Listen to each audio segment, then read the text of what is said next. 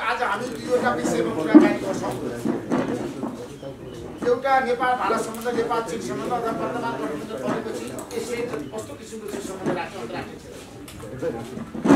र दोस्रो चाहिँ अबको प्रधानमन्त्री को प्रचण्ड हो कि माधवका नेपाल हो कि शेरबहादुर देउवा अथवा प्रचण्ड माधवका नेपाल गठबन्धनले केपी शर्माले हटाउन सक्दैन भन्ने बाहिर चर्चा सुरु भएको छ। अफिसरको प्रस्ताव नल्याउने, केपी शर्माले प्रधानमन्त्री भइरहने, अफिसरको प्रस्तावलाई पार्टी फुटाउनु पर्ने, नेपाल कम्युनिस्ट पार्टी नफुट्ने, निर्वाचन आयोगले वैधानिकता नदिने, आधिकारिकता नदिने। त्यसैले गर्दाखेरि केपी शर्माले भन्नुभएको छ म छोड्दिनँ, म राजीनामा दिन्न, मलाई कसैले हटाउन सक्दैन। अब भीमराव चाहिँ आएर तपाईँले घोषणा गर्नु पर्यो, तपाईँले केपी शर्मालाई कसैले हटाउनु सक्दैन। कसै 1 2 3 यो देशले नयाँ प्रधानमन्त्री कति यो नेपाल कम्युनिस्ट पार्टीको अन्तरिम विधान हो। यो अन्तरिम विधानका केही प्रावधानहरू जस्ताको तस्तै भए पनि धारा तलमाथि परेको छ निर्वाचन आयोगले दर्ता गर्दाखेरि। यद्यपि यो पार्टी केन्द्रीय कार्यालयबाट धुम्बाराईबाट प्रकाशित विधान हो, तर यही विधानलाई निर्वाचन आयोगमा दर्ता गर्दा यसको धारा मात्रै तलमाथि परेको छ।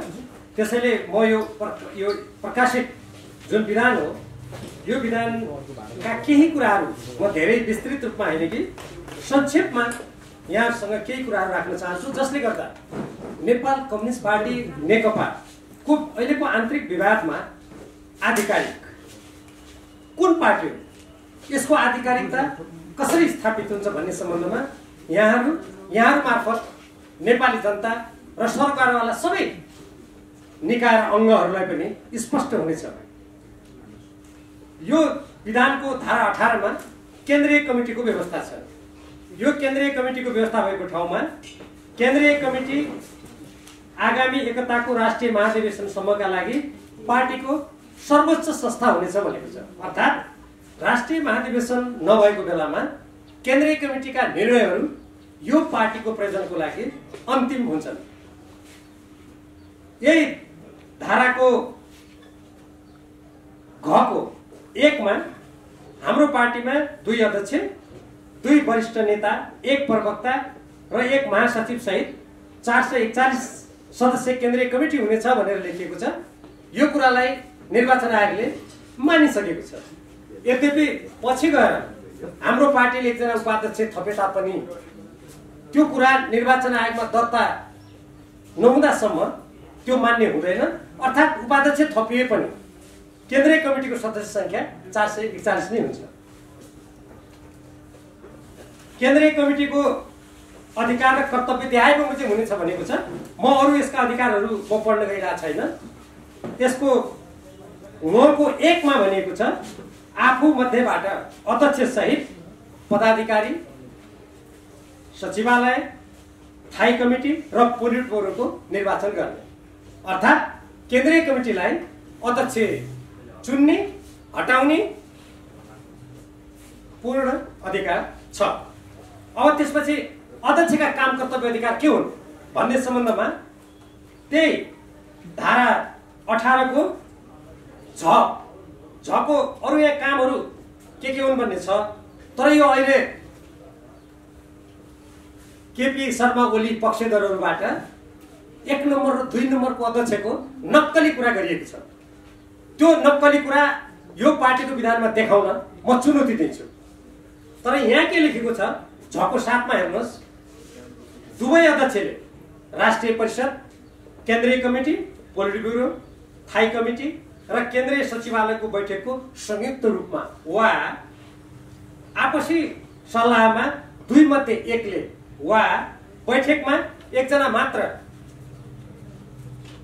उपस्थित भएमा निजले अध्यक्षता गर्ने। पार्टीका आधिकारिक निर्देशन र पत्राचारमा दुवै अध्यक्षले वा आपसी सल्लाहमा 1 अध्यक्षले हस्ताक्षर गर्ने। अब केपी शर्मा ओलीजीका पक्षधरहरू, त्यो गुटका व्यक्तिहरूले यहाँ 1 नम्बर र 2 नम्बर अध्यक्ष भनेको छ भनेर जुन जनतामा भ्रम फैलाइरहेका छन्, त्यो भ्रमको कुनै अर्थ छैन। त्यो निराधार र जनतालाई भ्रमित तुल्याउने र पार्टीका कार्यकर्ता र पार्टी पङ्क्तिलाई भ्रमित तुल्याउने निरर्थक अभ्यास मात्रै हो।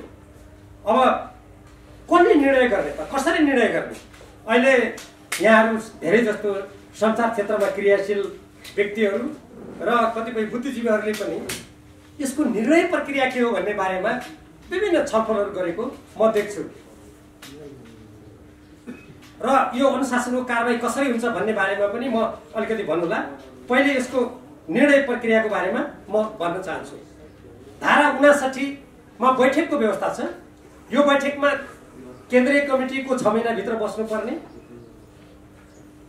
अनि त्यसपछि महाधिवेशन कहिले हुनुपर्ने, स्थायी कमिटीको बैठक कसरी हुनुपर्ने, तलका बैठकहरूको कसरी आयोजना हुने भन्ने तोकिएको छ। म त्यतातिर जान चाहन्न।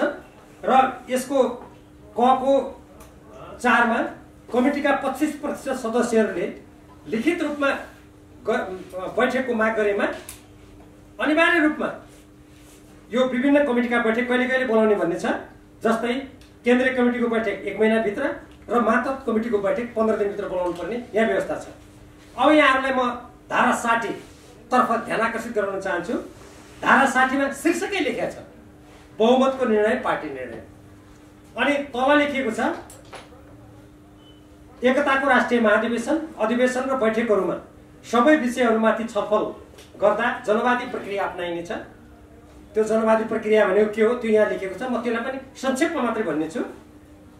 निर्णय प्रक्रियामा मत विभाजन भएमा बहुमतको निर्णय पार्टी निर्णय हुन्छ। अब साथसाथै यसमा यो पार्टीको संगठनात्मक सिद्धान्त र पद्धति, मैले जनवादी पद्धति भने, त्यो जनवादी पद्धतिको अध्याय 12 को धारा 55 मा व्याख्या गरिएको छ र यसको शीर्षक छ संगठनात्मक सिद्धान्त र पद्धति। यो सबै त म पढ्दिनँ, त्यो अघि मैले भनेको कुरासँग सम्बन्धित कुरा मात्रै म भन्छु। यहाँ लेखिएको छ जनवादी केन्द्रीयता पार्टीको संगठनात्मक सिद्धान्त हो। पार्टीको संगठनात्मक जीवनमा व्यक्ति कमिटीको मातहत, अल्पमत बहुमतको मातहत, तल्लो कमिटी माथिल्लो कमिटीको मातहत, सबै संगठन तथा कमिटीहरू केन्द्रीय कमिटीको मातहत, केन्द्रीय कमिटी राष्ट्रिय महाधिवेशनको मातहत र महाधिवेशन प्रतिनिधि मार्फत संगठित सदस्यहरूको मातहत हुनेछ। यसबाट के स्पष्ट भयो भने केन्द्रीय कमिटीले अल्पमत बहुमतको आधारमा निर्णय गर्न सक्छ र त्यसलाई महाधिवेशनले मात्रै पछि पुनरावृत्ति गर्न सक्छ भन्ने कुरा यहाँहरूले स्पष्ट बुझ्नु। अब यसमा चुनाव चिन्हको पनि उल्लेख छ। हेर्नु होला तपाईहरुले अनुसूची 3 मा पार्टीको चुनाव चिन्ह सूर्य भनेर लेखिएको छ र लोगो यस प्रकारको भित्र हँसिया त्रोडा भएको र वरिपरि सूर्य भएको यो लोगो छ। यो पनि विधानमा उल्लेख छ। मैले अब यति भनेपछि नेपाल कम्युनिस्ट पार्टी नेकपा को बहुमत या अल्पमत कसलाई निर्वाचन आयोगले आधिकारिक मान्नुपर्छ भन्ने कुरा छर्लङ्ग भयो होइन। म यहाँहरू र यहाँहरू मार्फत निर्वाचन आयोग र अरू सम्बन्धित सरकारवाला निकायहरूलाई जानकारी गराउन चाहन्छु। हाम्रो पार्टीको विधानमा यति स्पष्ट भनिसकेपछि अहिले 441 जना जुन केन्द्रीय कमिटीका सदस्य छन् भन्ने कुरा निर्वाचन आयोगले स्वीकार गरिसकेको छ। त्यसमध्ये झन्नै 2/3 अहिले पुष्पकमल दाहाल प्रचण्डजी र माधव कुमार नेपाल अध्यक्ष रहनु भएको केन्द्रीय कमिटीले प्रमाणित रूपमा निर्वाचन आयोगमा प्रस्तुत गरिसकेपछि अब यो भन्दा अर्को कानुन चाहियो आधिकारिकताको लागि। हामीले सँगै भनेका छौं निर्वाचन आयोगले हामीलाई हाम्रो नागरिकताको प्रमाणपत्र सहित हामीलाई निर्वाचन आयोगमा उपस्थित हुन निर्देशन गरोस्। हामी त्यहाँ पंक्तिबद्ध भएर हाम्रो बहुमत सिद्ध गर्छौं। अनि यो लोकतन्त्रमा विधान कानुन अनुसार चल्नुपर्छ कि पर्दैन कसैले पनि। त्यसकारण हामीले अहिले सञ्चालन गरिरहेको जुन केन्द्रीय कमिटी छ त्यो अत्यधिक बहुमतमा भएको हुनाले यो पार्टीको विधान बमोजिम लोकतन्त्रका मान्यता र सिद्धान्त बमोजिम सो त यति ढिलो त गर्नै हुन्थेन। हामी आधिकारिक छौं भन्ने कुरा दिनको घाम जतिकै स्पष्ट छ। अब यहाँहरूको चासो संसदीय दलतिर छ। संसदीय दल कसरी सञ्चालन हुन्छ? म यो नेपाल कम्युनिस्ट पार्टी नेकपाको संसदीय दलको विधान 2075 यो संसदीय दलको विधान निर्माण गर्ने समितिको मसँगै थिए। मेरो नेतृत्वमा यसको मसौदा भएर अनि त्यो मसौदालाई संसदीय दलले पारित गरेर यो विधानमा उल्लेख भएको हुन्छ नेपाल कम्युनिस्ट पार्टी नेकपाको केन्द्रीय कमिटीबाट अनुमोदित विधान हो। यो संसद सचिवालयमा समेत दर्ता छ। अब यसमा के भन्छ यो यहाँहरूको लागि अहिले संसदीय दलमा के होला कसो होला? एकजना केपी शर्मा ओलीजी पक्षधर उहाँको गुटको व्यक्तिले हिजो यहाँ आएर सबलाई कारवाही गर्छु भनेर धम्की दिएको पनि मैले सुने। मलाई त आश्चर्य लाग्यो। अब कारवाहीमा को पर्छ म तपाईँहरूलाई यो विधानबाट स्पष्ट गर्छु। यो विधानको प्रस्तावनामा नै म अरू यसको प्रस्तावनामाले लामो छ, म यसको तपाईहरु योसँग सम्बन्धित विषय मात्र पढेर सुनाउँछु। नेपाल कम्युनिस्ट पार्टीको केन्द्रीय कमिटीले पारित गरेको राजनीतिक कार्यदिशा र अन्तरिम विधान तथा निर्वाचन घोषणा पत्रको लक्ष्य एवं कार्यक्रम अनुसार संसदीय दल क्रियाशील हुने। प्रश्न भयो पार्टीको नीति विधान अनुसार संसदीय दल चल्नुपर्छ, त्यसको निर्देशनमा चल्नुपर्छ भन्ने यो विधान मैले पढेर सुनाएँ नि। केपी शर्मा ओली पक्षधर या त्यो गुटका व्यक्तिहरूले यो होइन भन्न त सक्दैनन् होला होइन। यति तथ्य मैले सोझै राखिसकेपछि अब यसको भाग 1 यो विधानको धारा 1 मा संक्षिप्त नाम र प्रारम्भ भन्ने छ। त्यसको 2 मा लेखिएको छ यो विधान संघीय संसदीय दलले पारित गरी नेपाल कम्युनिस्ट पार्टी केन्द्रीय कमिटीले अनुमोदन गरेको मितिदेखि लागू हुनेछ। कहिले अनुमोदन गरेको छ? जस अनुसार 2075 पौष 11 गतेदेखि लागू हुनेछ। भनेपछि केन्द्रीय कमिटीको मातहतमा यो छ भन्ने कुरा प्रश्न भयो होइन। किनभने यो विधान अनुमोदन गर्ने नै नेपाल कम्युनिस्ट पार्टी नेकपाको केन्द्रीय कमिटी हो। अब त्यसपछि हिजो तपाईहरुले सुन्नु भएको कतिपय कुरा खण्डन कसरी हुन्छ म त्यो भन्छु। यो संसदीय दलको भाग 2 मा हेर्नुस्, संसदीय दलको गठन। संसदीय दलको गठनको धारा 4 को उपधारा 1 को ख मा स्पष्ट रूपमा भनेको छ पार्टीको नीति, सिद्धान्त, कार्यक्रम र वैधानिक व्यवस्थालाई मान्ने राष्ट्रिय सभाका सदस्यहरू। यो राष्ट्रिय सभाका सदस्य माथिल्लो उसका भए प्रतिनिधि सभाका पनि पार्टीको तर्फबाट प्रतिनिधि सभा र राष्ट्रिय सभामा निर्वाचित सदस्यहरू भन्नाले पार्टीको नीति प्रणाली विधिलाई मान्ने सदस्यहरू यसका संसदीय दलका सदस्य हुन्छन्। यसको अर्थ हो उनीहरूले पार्टीको निर्देशन नीति मान्नुपर्छ। अब दलको काम कर्तव्य र अधिकार कोही मान्छे भन्छन् त्यो दलमा त हामीले जे गरे पनि भयो नि, पार्टीको केन्द्रीय कमिटीले गरेको निर्णय हामीले किन मान्नुपर्ने जस्तो कुप्रचार उनीहरूले हिजोदेखि सुरु गरेका छन् अलि संगठित रूपमा। अब तर दलको काम कर्तव्य र अधिकार यहाँ अरू कुराहरू छन्, दलभित्र कसरी काम गर्ने, अरू पार्टीसँग कसरी समन्वय गर्ने आदि छ। यो दलको काम कर्तव्य अधिकारको ठमा के लेखेको छ? पार्टीको नीति तथा कार्यक्रमलाई कार्यान्वयन गराउने। स्पष्ट भएन? पार्टीको नीति तथा कार्यक्रमलाई कार्यान्वयन गराउने भनेपछि पार्टीको कुरा मानेर चल्नु पर्यो नि। यदि पार्टीको नीति कार्यक्रम विपरीत गयो भने त्यस्तो व्यक्तिलाई पार्टीले कारबाही गर्न सक्छ। अब सदस्यहरूको काम कर्तव्य अधिकार, यो दलको काम कर्तव्य अधिकार हो। सदस्यको काम कर्तव्यको अधिकारमा पनि यो धारा 20 को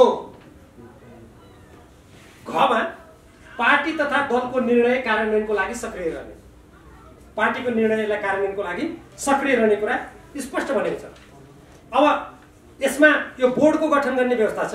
यो बोर्डले के काम गर्छ भने त्यहाँ यो दलभित्र अनुशासन कायम राख्न अनुशासन समिति बनाउनु पर्छ।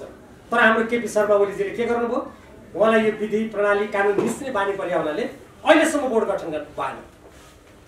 ध्यान दिनु होला। त्यसपछि यो बोर्डले के गर्नुपर्छ भने प्रदेशको समूह गठन गर्नु पर्थ्यो। केपी ओलीजीलाई कुनै संसदीय दल चलाउनु पनि थिएन, प्रदेशका समूह पनि गठन भएका छैन अहिलेसम्म। अब संसदीय समूहको गठन भएकै छैन, जुन हाम्रो धारा 24 मा त्यो व्यवस्था छ। नेताले त गर्नु भएन, कानुन जानेका उपनेताले पनि त्यो काम गर्नु भएन। किनभने बोर्ड गठन गरेपछि, समूह गठन गरेपछि त्यहाँ विधि लागू हुने भयो, कानुन लागू हुने भयो, पार्टीको अनुशासन लागू हुने भयो। त्यसलाई भत्ताभुङ्ग पार्नको लागि यो कति सुनियोजित थियो भन्ने कुरा तपाईहरु यसबाट थाहा पाउनुहुन्छ। अब त्यसपछि हेर्नुस्, अब अनुशासनको कुरा छ। हिजो यहाँ आएर एकजनाले भन्नुभयो क्या र केपी गुटका एकजना व्यक्तिले हामी अनुशासनको कारबाही गर्छौँ। अनुशासनको कारबाही उहाँलाई हुन्छ, कसरी हुन्छ म भनिदिन्छु। सुन्नुहोस्, अनुशासन यो धारा 28 को खमा पार्टीको नीति निर्देशन र पद्धतिको उल्लङ्घन गर्यो भने कारबाही हुन्छ। कारबाही कसले गर्छ? म त्यो तपाईँलाई भन्छु। अब यहाँ हामी त व्हिप लगाउँछौँ, त्यो व्हिप कसरी लाग्छ म त्यो पनि भन्छु तपाईँहरूलाई। अनि दलको नेताको काम कर्तव्य म पहिले उल्लेख गर्छु। अनि अनुशासनको कारबाही के पार्टीको नीति निर्देशन उल्लङ्घन गरेमा हुन्छ भन्ने मैले पढिसकेँ। अब दलको नेताको काम पार्टीको सिद्धान्त नीति र कार्यक्रम अनुरूप दलको नेतृत्व गर्ने। म दोहोऱ्याउँछु, पार्टीको सिद्धान्त नीति र कार्यक्रम अनुसार केपी शर्मा ओलीजीले पार्टीको नीति उल्लङ्घन गर्नुभएको छ, नीति उल्लङ्घन गर्नुभएको छ, कार्यक्रम उल्लङ्घन गर्नुभएको छ। उहाँलाई कारबाही गर्ने अधिकार कसले राख्छ? मैले अघि विधान पढिसकेँ, केन्द्रीय कमिटीले राख्छ। त्यही अधिकार प्रयोग गरेर अत्यधिक ठुलो सङ्ख्याको बहुमतले केपी शर्मा ओलीजीलाई पार्टीबाट कारबाही गरिसकेको छ। अब त्यसपछि यही दलको नेताको काम कर्तव्य र अधिकारको 6मा भनेको छ पार्टी र संसदीय दलबीच समन्वय गर्ने। केपी शर्मा ओलीजीले समन्वय गरेको देख्नु भएको छ कहिले? त्यसै कारणले उहाँलाई कारबाही गरेको। अब त्यसपछि यसैसँग सम्बन्धित म यहाँलाई अर्को भनेर पढेर सुनाउँछु। अनुशासनको कारबाही र सजाय कसरी हुन्छ त? हिजो गणपूरक सङ्ख्या नपुगेर बालुवाटारमा गुटको बैठकलाई केन्द्रीय कमिटी भन्न नहिचकिचाउने, त्यो लोकतन्त्रको उपहास हो।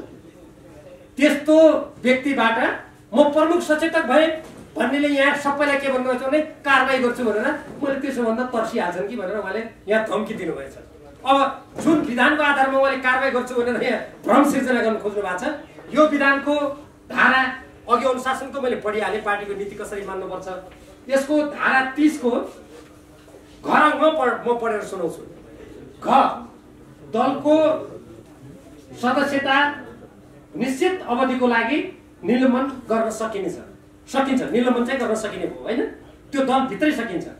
तर दलको सदस्य हटाउने धम्की दिनुपर्छ नि उहाँले, समानुपातिकले हटाइदिन्छु, उहाँलाई हटाउँछौँ। अब हामी हेर्नुहोस् न, बहुमत केन्द्रीय कमिटीको बैठक गरेर उहाँलाई कारबाही गर्छौँ हामी, यो बुझिराख्नुहोस्। अब यो विधान अनुसार होइन, अघि यो विधान अनुसार अधिकार कसलाई छ मैले भनिसकेँ। अब यसको 9मा के लेखिएको छ? दलको सदस्यता समाप्त गर्नुपर्ने अवस्थामा सोको लागि पार्टी केन्द्रीय कमिटीमा सिफारिस गर्ने। मैले हुइप जारी गरेर त्यहाँ सदस्यताबाट निकाल्छु भन्ने कुरा कति झुट भ्रमपूर्ण। धम्की दिएपछि केही सदस्यहरू उफ्रेर बालुवाटातिर लाग्छन् कि भन्ने कति एउटा जनतालाई ढाँट्ने कुरा रहेछ। यो त त्यहाँ कुनै व्यक्तिलाई सदस्यताबाट निकाल्नु भयो भने केन्द्रीय कमिटीले अनुमोदन गर्नुपर्छ। अनि केन्द्रीय कमिटीको बहुमत कसको हातमा छ? केपी ओलीको। 100 जना पनि सदस्य छैन बाटो, दुईटै हामीसँग छ। अनि यहाँ आएर नक्कली प्रमुख सचेतकले म व्हिप जारी गरेर निकाल्छु भन्दा कोही बताउँछ? तपाईँहरू परबाट फोकस गरेर कृपया यो अक्षर त्यहाँबाट देखिन्छ भने यो जस्ताको तस्तै प्रसारण गरिदिनु भयो भने ती प्रमुख सचेतक पनि छाँगाबाट तल भुइँमा पछारिन्थे कि त्यो कुरा। अब अर्को हेर्नुहोस्, यही पार्टीको यही दलको विधानको जसरी अघि मैले यहाँहरूलाई यो पार्टी विधानको तल अनुसूची मैले देखाएँ। यहाँ हेर्नुहोस्, अनुसूची 1 मा पार्टीको छाप, अनुसूची 2 मा दलको झन्डा, त्यसपछि अनुसूची 3 मा दलको लोगो अहिलेको जस्तै र 4 मा चुनाव चिन्ह छ। अनि निर्वाचन आयोगले यो लोगो चुनाव चिन्हको बारेमा निर्णय गरिसक्यो, दलको छापको बारेमा निर्णय गरिसक्यो। अनि महोदय, संसदीय दलको विधानमा नभएको कुरा, पार्टी विधानले अधिकार नभएको कुरा यहाँ उभिएर म कारबाही गर्छु, त्यो होइन। उहाँलाई कारबाही गर्नुको लागि केन्द्रीय कमिटीमा अब म प्रस्ताव गर्छु। अनि लोकतन्त्रमा केन्द्रीय कमिटीको बहुमतले गरेको निर्णय मान्दिनँ भन्ने कुन चाहिँ निरङ्कुशतावादी आउँदो रहेछ। लोकतन्त्र प्रेमी नेपाली जनताले हेर्नेछन्, यहाँहरू जस्तो स्वतन्त्र निर्भीक लोकतन्त्रको लागि लडेका सञ्चारकर्मी साथीहरूले हेर्नुहुनेछ। अब यसको साथसाथै म सर्वोच्च अदालतको फैसलाबारे पनि अलिकति सबै कुरातिर त म जान चाहन्न, तर हाम्रो पार्टीको विवाद सम्बन्धी, संसदीय दलको मतभेद सम्बन्धी ती कुराहरूलाई मात्रै म यहाँ उल्लेख गर्न चाहन्छु।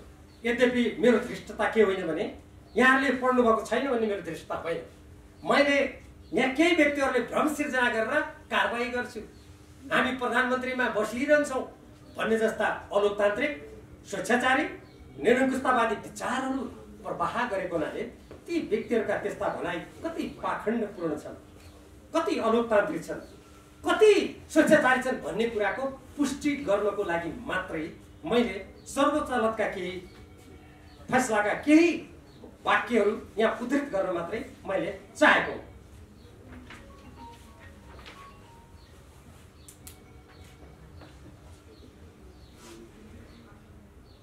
यसमा संसदीय शासन प्रणाली कस्तो हुन्छ, हाम्रो संसदीय प्रणाली कसरी विशिष्ट छ भन्ने कुरा सम्मानित सर्वोच्च अदालतले प्रश्न पारेको छ।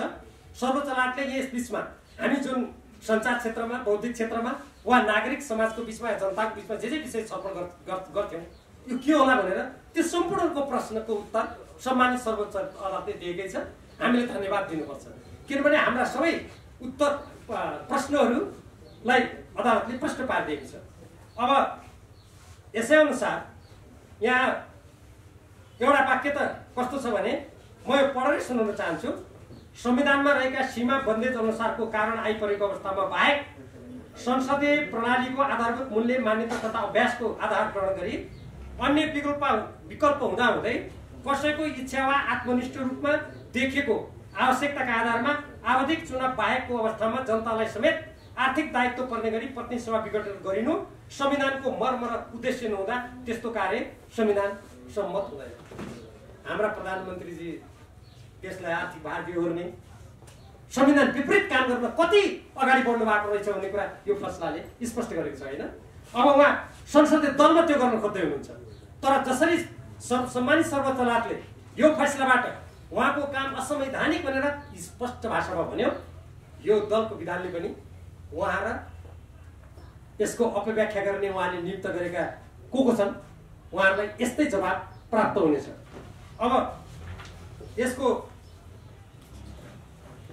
अर्को एउटा महत्त्वपूर्ण कुरा छ, यो संसद दलमा पनि यो कुरा आकर्षित हुन्छ। सर्वोच्च अदालतले फैसलाको यो बुँदा नम्बर 3 मा भनेको छ, सार्वभौम सत्ता सम्पन्न जनता समक्ष आफू जनताको प्रतिनिधित्व गर्दै सरकार बनाउने प्रतिबद्धता साथ चुनावमा भाग लिई जनप्रतिनिधिको रूपमा चुनिएर जाँदा त्यस्ता जनप्रतिनिधिहरूको दलले संसदमा बहुमत प्राप्त गरेको अवस्थामा त्यस्तो बहुमत प्राप्त संसदीय दलको नेतासँग सरकार बनाउने र राज्य सञ्चालन गर्ने बाहेक अन्य कुनै संवैधानिक विकल्प नै रहँदैन। चुनावमा जनताबाट बहुमत प्राप्त गरेपछि संसदीय दलको नेता चयन गरी प्रधानमन्त्री दिनु त्यस्तो संसदीय दल र दलका प्रत्येक निर्वाचित जनप्रतिनिधिको संवैधानिक कर्तव्य नै हुन्छ। हुन जान्छ भने संसदीय दलको नेताको हैसियतले नियुक्त भएका प्रधानमन्त्री तथा मन्त्री परिषद संसदप्रति उत्तरदायी भई तथा राज्य सञ्चालन गर्नु संवैधानिक नैतिकताको विषय पनि हो। यसको अर्थ के हुन्छ? संवैधानिक नैतिकता केपी शर्मा ओलीजीले राख्नु भयो। उहाँ संवैधानिक रूपमा उहाँले जे काम गर्नुभयो अनैतिक काम पनि गर्नुभयो भन्ने कुरा यसले स्पष्ट भन्यो होइन। अब यो दलको विधान मिचेर अर्को अनैतिक काम गर्न खोज्दै हुनुहुन्छ, त्यो काम पनि यहाँ जसरी रोकियो त्यसै गरी रोकिन्छ। अब यसको म एउटा कुरा मात्रै भन्छु, त्यसपछि म अघि उहाँले उठाएका अरू प्रश्नहरूमा एकदम संक्षिप्त रूपमा जान्छु।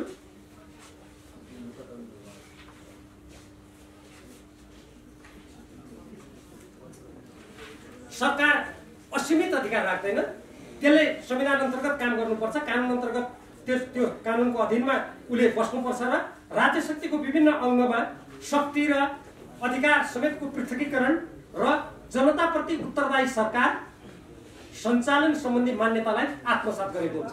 आश्चर्यको कुरा छ, पहिले प्रतिनिधि सभा विघटन गर्नुभयो केपी शर्मा ओलीजीले। नेपालको संविधानमा के व्यवस्था छ भने प्रतिनिधि सभाको सदस्य नरहेको व्यक्ति प्रधानमन्त्री हुन सक्दैन। म तपाईहरु जस्तो लोकतन्त्रको लागि सङ्घर्ष गर्ने सञ्चारकर्मी साथीहरू मार्फत म केपी शर्मा ओलीजीलाई प्रश्न गर्न चाहन्छु, तपाईले आफै प्रतिनिधि सभाको विघटन गरेर प्रतिनिधि सभा रहेन भन्नुभयो, अनि त्यो प्रतिनिधि सभा नरहेको व्यक्ति प्रधानमन्त्री रहने छैन भन्ने संविधानको व्यवस्था तपाईले किन मिच्नुभयो? यो तपाईको अनैतिक काम होइन? त्यहाँ त मिच्नुभयो एक चरण। अब अहिले सर्वोच्च अदालतले उहाँलाई संवैधानिक दृष्टिकोणबाट अनैतिक र असंवैधानिक काम तपाईले गर्नुभयो भनेर यत्रो ठुलो फैसला गरिसकेपछि पनि उहाँ प्रधानमन्त्रीबाट म हट्दिन भन्नुहुन्छ। मैले यति यो सर्वोच्च अदालतको भाषामा भन्ने हो भने यति संवैधानिक रूपमा अनैतिक, यति असंवैधानिक, यति गैरजिम्मेवार म राजनीतिक शास्त्रको विद्यार्थी हो, मैले संसारमा कुनै नेता देखेको छैन तानाशाही र सैनिक शासक बाहेक। कुनै कुनै मान्छेहरू हामीले तपाईँले किन राजीनामा दिनु भएन भन्दा राजीनामा दिइसकेपछि प्रधानमन्त्री छिटो हट्ला भन्ने ठाने हो। यो कुनै प्रधानमन्त्री छिटो हट्छ र अर्को व्यक्ति छिटो हुन्छ भन्ने प्रश्न होइन। यो प्रश्न लोकतान्त्रिक मान्यताको रक्षा हुने कि नहुने। हामी राजनीति गर्ने व्यक्तिहरू, जनताको प्रतिनिधित्व गर्ने व्यक्तिहरूले न्यूनतम नैतिकता, आदर्श, सिद्धान्त हामीले पछ्याउने कि नपछ्याउने? के कुनै देशलाई नेतृत्व गर्छु भन्ने व्यक्ति, म राष्ट्रलाई हाँक्छु भन्ने व्यक्ति यति अनैतिक, यति आदर्शहीन, यति अवसरवादी, यति स्वार्थी बन्न मिल्छ? अनि यस्तो व्यक्तिलाई देशभित्रका जनता र अन्तर्राष्ट्रिय समुदायले विश्वास गरेर यिनले त देशलाई राम्रो गरी हाँक्छन् भनेर त्यत्तिकै विश्वास गरिदिनु पर्ने हुन्छ? नेपाली जनताको बिचमा हामीले जुन संयुक्त घोषणा जारी गरेका थियौँ त्यति बेला तत्कालीन नेकपा एमाले र नेकपा माओवादी केन्द्र दुई पार्टीहरू थिए, अलग अलग चुनाव चिन्ह थियो। हामी दुई पार्टी मिलेर पछि यो सरकारमा बहुमत प्राप्त गरेर हामी गएको। तत्कालीन नेकपा एमाले एक्लै पनि बहुमत ल्याएको थिएन, स्थिति त्यस्तो थियो। त्यसकारण यो सम्मानित सर्वोच्च अदालतको फैसलाको मर्म र भावना बमोजिम केपी शर्मा ओलीजीले त यो फैसला सञ्चार माध्यम यहाँहरूबाट सुन्ने बित्तिकै पदबाट राजीनामा दिनु पर्थ्यो। उहाँले दिनु भएन, अब के हुन्छ? मैले तपाईँहरू प्रश्न गर्नुहोला भनेर अघि नै पढेर सुनाइसकेँ। नेपाल कम्युनिस्ट पार्टी नेकपा नेपालको कानुनको साथसाथै पार्टीको यो विधान यो संसदीय दलको विधान अनुसार अगाडि बढ्छ। यो पार्टीको विधान अनुसार केपी शर्मा ओलीसँग केन्द्रीय कमिटीको बहुमत छैन, उहाँको गणपूर्वक संख्या पनि पुग्दैन, उहाँलाई कारवाही गरिसक्यौँ। अब नेपाल कम्युनिस्ट पार्टी केन्द्रीय कमिटीको बहुमतले गरेको निर्णय मात्रै आधिकारिक र विधान सम्मत हुन्छ, कानुन सम्मत हुन्छ। त्यो केन्द्रीय कमिटीलाई सञ्चालन गर्न त्यो केन्द्रीय कमिटीबाट मात्रै संसदीय दल सञ्चालित हुन्छ। केन्द्रीय कमिटीले कसरी निर्देशन दिन्छ, कसरी त्यहाँका कुनै सदस्यलाई कारवाही भयो भने केन्द्रीय कमिटीले कसरी अनुमोदन गर्नुपर्छ, मैले तपाईँलाई यसको धारा नै पढेर सुनाइसकेँ। मैले साथसाथै तपाईँहरूलाई भनि पनि सकेँ यो विधानको मसौदा गर्ने कमिटीको संयोजक म नै हुँ। अब त्योभन्दा आधिकारिक मान्छे चाहिँदैन होला, हुन त मैले यो पढि नै सकेँ। निर्माण गर्ने कुरा भन्दा पनि धारै पढिसकेँ।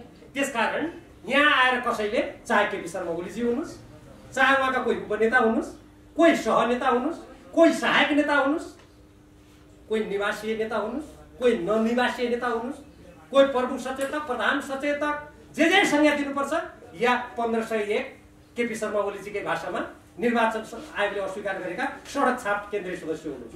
जसले भने पनि यो पार्टीको विधान र संसद दलको विधानमा लेखे बाहेक उहाँहरूका कुरा न कानुनबाट स्थापित हुन्छ न राजनीतिबाट स्थापित हुन्छ। अब मलाई के लागेको छ भने हामीले हिजोसम्म कारवाही नगरेका एकजना हाम्रो संसदीय दलका सदस्यले गैर कानुनी किसिमबाट पार्टी केन्द्रीय कमिटीको निर्णय विपरीत अरूलाई कारवाही गर्छु भनेर यहाँ भ्रम फैलाएको हुनाले सम्भवतः केन्द्रीय कमिटीले निजलाई कारवाही गर्न सक्छ, बरु म त्यो भन्न सक्छु। त्यो अहिले नै मैले कारवाही गर्छु भन्नु त मिल्दैन, त्यो कमिटीको कुरा हो।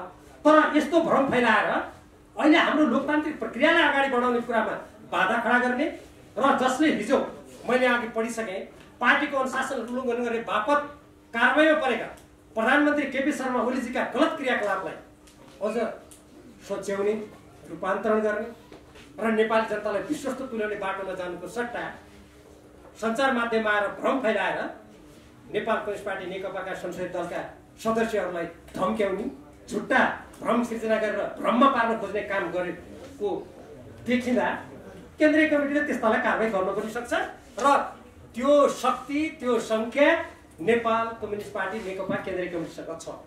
अब हामी संसदीय दलमा यो कानुन सर्वोच्च अदालतको यो मर्म अनुसार अगाडि बढिरहँदा कोसँग मिलेर सरकार बनाउँछौँ भन्ने अघि ऋषिजीको जुन कुरा छ, कुरा स्पष्ट छ। जुन बेला केपी शर्मा ओलीजीले 5 वर्षको लागि नेपाली जनताले दिएको जनमतको अपमान गरेर जनतालाई विश्वासघात गर्नुभयो, त्यसको विरुद्ध देशका सबै प्रमुख राजनीतिक दलहरू आन्दोलनमा उठे। यहाँ सबै पत्रकार साथीहरू लोकतन्त्रको रक्षाको लागि, यो देशको स्वाधीनता, स्वाभिमान लोकतन्त्रसँग पनि गाँसिएको हुनाले त्यसको रक्षाको लागि सबै एक स्वरले अगाडि आउनुभयो। हामी तिनै लोकतन्त्रको लागि लडेका राजनीतिक दलहरू, तिनै लोकतन्त्रको लागि आवाज उठाएका सबै नागरिक समाज, पत्रकार लगायत सबै बुद्धिजीवी सबैसँग हामी सहकार्य गरेर अगाडि बढ्छौँ। कुरा एकदमै स्पष्ट छ। अब यस सन्दर्भमा जो व्यक्तिहरू भ्रममा परेर केपी शर्मा ओलीजीलाई समर्थन गर्न जानुभएको छ, उहाँहरूसँग के हुन्छ? या कतिले भनेका छन् पार्टी तत्काल एक हुन्छ कि हुँदैन? अब जुन व्यक्तिलाई हामीले अध्यक्षबाट निकालिसक्यौँ, अब तपाईँ नै अध्यक्ष हो भनेर त्यहाँ पार्टी एक हुने भन्ने कुरा आउँछ। तर अरू व्यक्तिहरूको लागि हाम्रो ढोका भने खुला छ, किनभने हामी देशको राष्ट्रिय एकताको पक्षमा छौँ, राजनीतिक दलहरूको एकताको पक्षमा छौँ, हामी लोकतन्त्रको सुदृढीकरणको पक्षमा छौँ, हाम्रो देशको स्वाधीनता, स्वतन्त्रता, अखण्डतालाई बलियो बनाउनुपर्छ भन्ने पक्षमा छौँ। त्यसो भएको हुनाले अब उहाँसँग त उहाँको त पार्टी नै होइन नि, त्यो गुट हो, त्यसको कहाँ बहुमत छ र त्यो पार्टी एकताको कुरा आउँछ? तर व्यक्ति रूपान्तरित हुने, अब विगतमा जे जस्तो भयो गल्ती भयो, अब सर्वोच्च अदालतले प्रतिनिधि सभाको पुनर्स्थापना गरिसक्यो, अब मिलेर जाउँ भन्यो भने हामीले त्यसमा नै भन्ने कुरा छैन। तर हामीले नेपाली काङ्ग्रेस लगायतका अरू जुन राजनीतिक दलहरू छन्, ती राजनीतिक दलहरूसँग सहकार्य गरेर जाने हामीले भनिसक्यौँ। अहिले हाम्रो विषय प्रधानमन्त्री को हुन्छ भन्ने होइन, मन्त्री कसले पाउँछ भन्ने होइन हाम्रो विषय।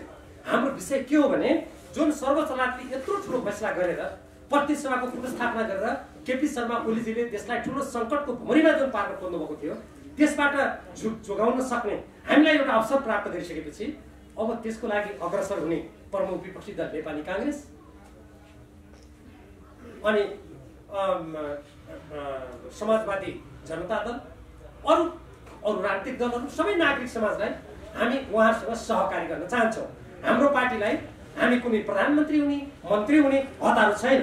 अहिले कतिपय मान्छेले भनेका छन् यो अहिले यति समय गइसक्यो, किन तपाईँले छिटो संसदीय दलमा किन ल्याउनु भयो? बहुमत नपुगेर हो कि? मैले अघि भनिसकेँ कानुन कसको पक्षमा छ, बहुमतको कुरा मैले गरिसकेँ। हामीले हतारो नगरेको, किनभने सबैसँग छलफल गर्नु पर्यो, हामीले देशको राष्ट्रिय हितलाई सर्वोपरि राख्नु पर्यो, लोकतन्त्रको रक्षाको कुरालाई सबभन्दा माथि राख्नु पर्यो। त्यस कारणले गर्दा हामी अहिले छलफलमा भएको हुनाले हतारो नगरेको।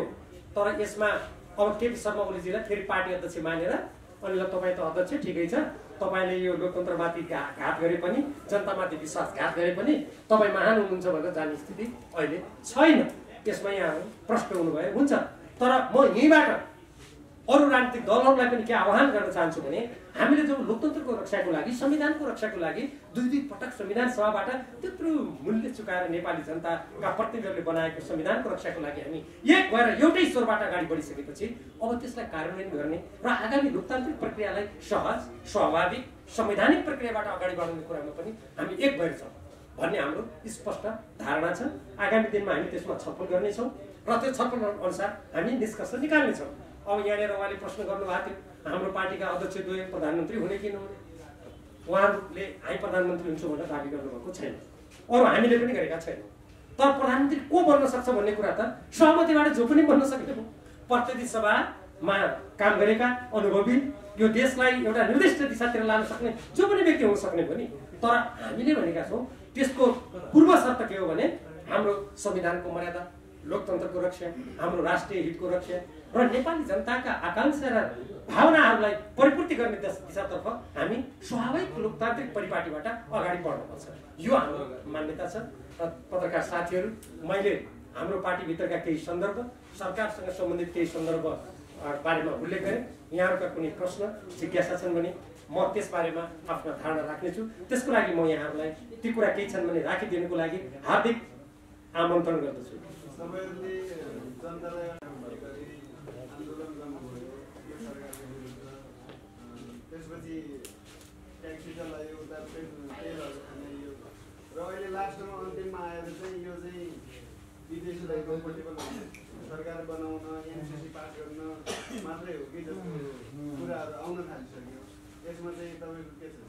यी हल्लाहरू यो कुनै अमुक सम्झौता जो एनसिसी भनेको छ, त्यो एनसिसी सम्बन्धी त छुट्टै छलफल गर्न बाँकी नै छ र ती पारित गर्ने अनि त्यसपछि गएर कुनै देशसँग सम्बन्ध राम्रो बनाउनको लागि सरकार चाहिने होइन। त्यो त मैले तपाईँले हाम्रो अध्यक्ष पुष्पकमल दाहाल प्रचण्डजीको अन्तर्वार्तातर्फ लक्षित गरे जस्तो मलाई लाग्यो।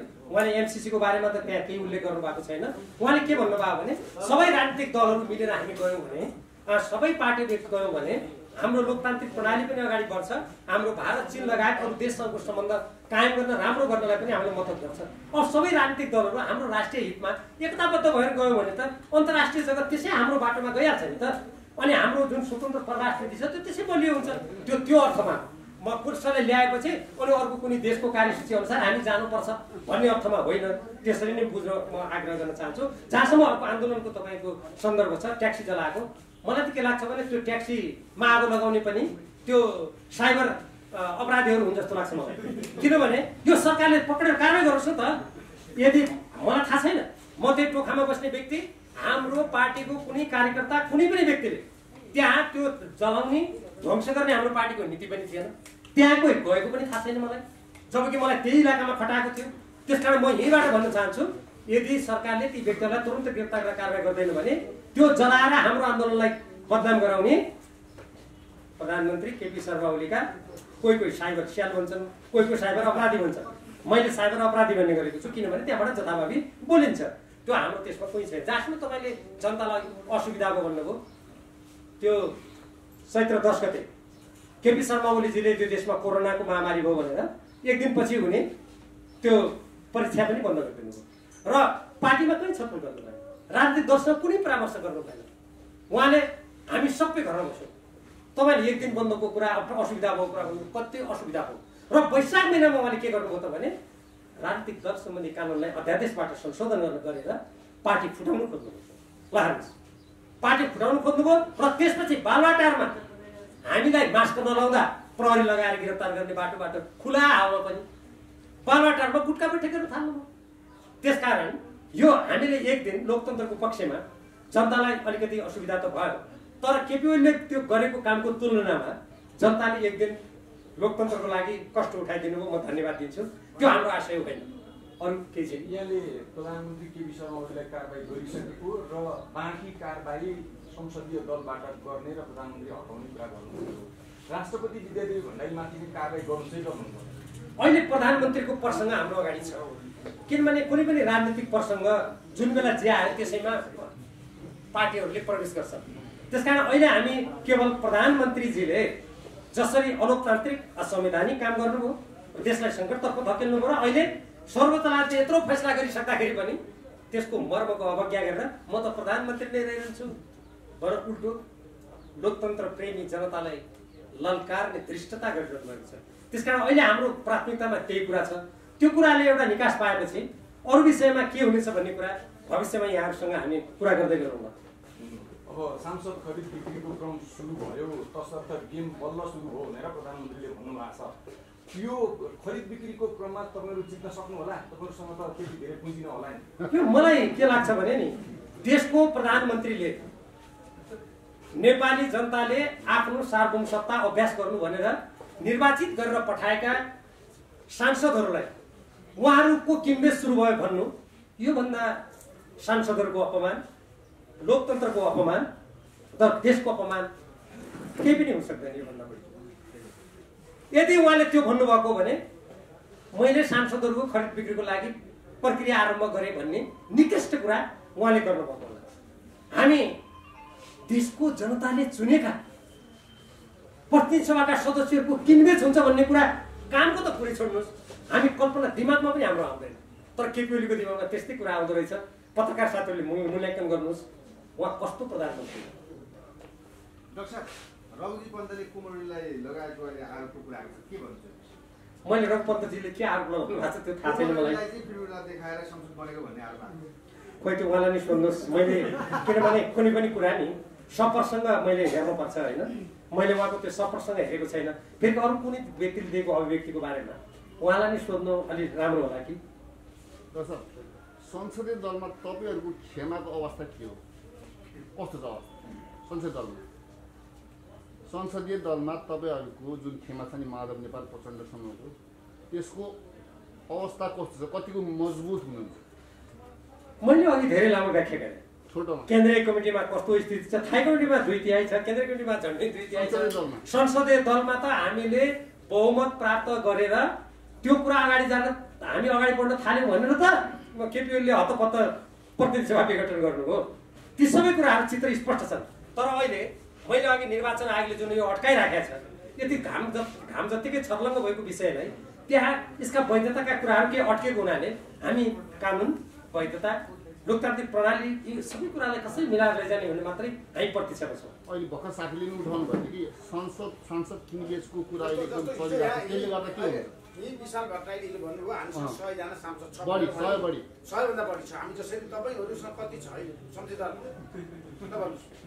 उहाँले त्यो हिजो भन्नुभएको जुन कुरा छ नि त्यो संसदीय दलका सदस्यहरूलाई हुइप लगाएर कारबाही गर्छु भनेर उल्टो उहाँमाथि नै कसरी कारबाही हुने रहेछ मैले पढिसकेँ, अघि भनिसकेँ, विधानमा पनि मैले भनिसकेँ।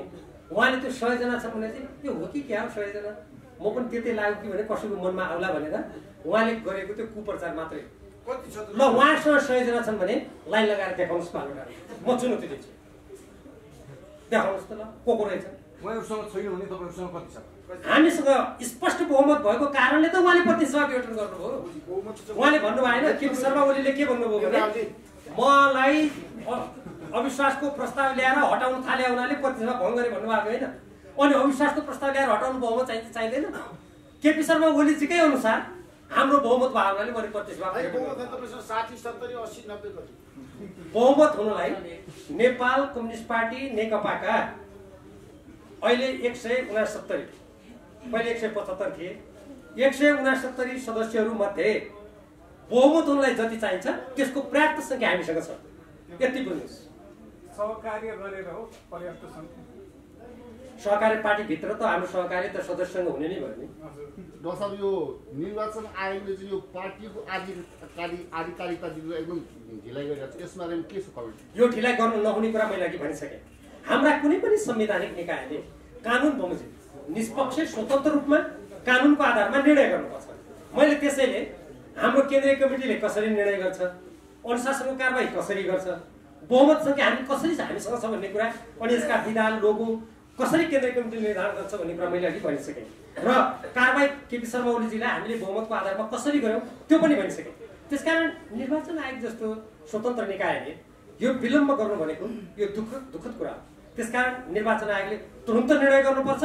हामी नेपाल कम्युनिस्ट पार्टी नेकपा जोसँग झन्डै 2/3 बहुमत छ उसले घोषणा गर्नुपर्छ पार्टीको जहाँ बहुमत छ त्यो बहुमत गर्ने निर्णय गर्ने केन्द्रीय कमिटी नै आधिकारिक हो भन्ने कुरा जुन छर्लङ्ग कानुनबाट, राजनीतिबाट, व्यवहारबाट, विगतका नजिरबाट जुन कुरा स्पष्ट छ। निर्वाचन आयोगले किन ढिलो गरेको होला? बरु यहाँ सबैले भोलिको समाचारमा यसलाई ठुलो एउटा शीर्षक दिएर लेखिदिनु भएदेखि म धेरै धेरै धन्यवाद दिन्थेँ। तपाईँले लेख्नुहुन्छ भन्ने मलाई विश्वास छ।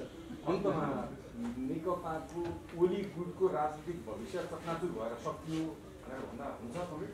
अब म हेर्नुहोस् कस्तो राजनीति सक्यो सकेन, म त्यतातर्फ गर्नु अहिले त्यस्ता शब्दहरू म त्यति साह्रो प्रयोग गर्न त्यति इच्छुक व्यक्ति होइन। तर म एउटा कुरा अवश्य भन्छु, नेपाल कम्युनिस्ट पार्टी नेकपाको यो विधान र संशोधनको विधान, नेपालको कानुन, सर्वोच्च अदालतको निर्णयबाट केपी शर्मा ओलीजीले संवैधानिक दृष्टिकोणबाट अनैतिक काम गर्नुभयो र उहाँले असंवैधानिक काम गर्नुभयो। अब अनैतिक र असंवैधानिक काम गर्ने व्यक्तिको राजनीति फेरि पनि त्यही दलको रूपमा त्यही हैसियतबाट टिकिरहन्छ भनेर सायद कुनै पनि विवेकशील लोकतन्त्रमा विश्वास गर्ने औचित्यको आधारमा कुरा गर्ने व्यक्तिले विश्वास गर्दैन। संवैधानिक नीतिको कुरा के हुन्छ? संवैधानिक नीति त त्यो बेलाको त्यो सन्दर्भमा गरेका सम्पूर्ण कुरा शून्य हुन्छन् भनेर सर्वोच्च अदालतको फैसलामा लेखिएको छ र यो सम्बन्धी मुद्दा सम्मानित सर्वोच्च अदालतमा विचाराधीन पनि छ। संसदीय सुनवाईको प्रक्रियामा नै प्रवेश नगरेको संवैधानिक नियुक्तिले वैधता पाउने यो केपी ओलीजीको संविधान मिच्ने अर्को निकृष्ट कार्य हो। त्यसकारण संवैधानिक मिच्ने कुनै पनि कुरा टिक्ने भन्ने प्रश्नै उठ्छ जस्तो मलाई लाग्दैन। यो वामले गौतम बसेकरहरूले फेरि पार्टी एउटा गर्छु भनेर लागि परिरहनु भएको छ, यसमा तपाईँको मत के छ? अब उहाँहरू कतिका सांसद बसेहरू पनि होला, अब उहाँहरूको केही गणना हुन्छ कि हुँदैन? मैले अघि नै यहाँलाई भने हामी राष्ट्रिय एकताको पक्षमा छौँ, पार्टी एकताको पक्षमा छौँ र देशलाई एक ढिक्का गरेर हाम्रा मिचेका कालापानी लिम्पिया र लिपुले हाम्रो यो मातृभूमिको हामी रक्षा गर्न चाहन्छौँ। हामी सबै देशसँग हाम्रो सार्वभौम सत्ता कुनै पनि अर्थमा सानो छैन, हामी समान छौँ। भन्ने हाम्रो नेपालको संविधानको उद्घोष अनुरूप हामी अगाडि बढ्न चाहन्छौँ। त्यसको लागि अब कसैले यो देशलाई एकताबद्ध गर्ने, पार्टीलाई एकताबद्ध गर्ने त्यस्तो कुनै कार्यक्रम राखेको छ, कसैले क्षमता राख्छ, कसैले त्यो गरेर देखाउँछ भने हामी हेर्छौँ। तर त्यस्तो बुटी के रहेछ मैले त नजिकबाट हेर्न पाएको छैन।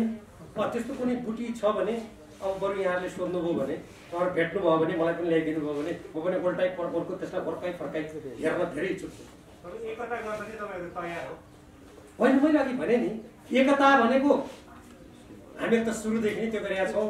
मैले वैशाख महिनाको कुरा गरेँ, भदौ 26 गते हाम्रो थाई कमिटीबाट हामीले केपी शर्मा ओलीले 5 वर्षको लागि प्रधानमन्त्री हुनुहोस्, महाधिवेशनसम्म अध्यक्ष हुनुहोस्, यो पार्टीको एकता जोगाउँ भनेर त हामीले सम्पूर्ण प्रयास गऱ्यौँ नि।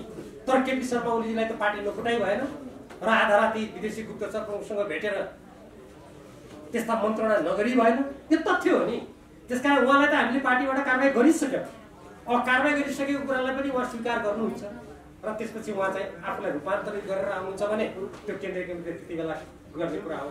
अन्यथा अहिले फेरि त्यो एकता भनेर यतिकै कुरा गरेर मात्रै भएन नि, त्यसका आधारहरू स्पष्ट हुनु पर्यो, त्यसका विचारहरू, त्यसका व्यवहारहरू, त्यसका परिणामहरू स्पष्ट भएपछि मात्रै भन्न सकिन्छ। ल साथीहरू, धेरै धेरै धन्यवाद।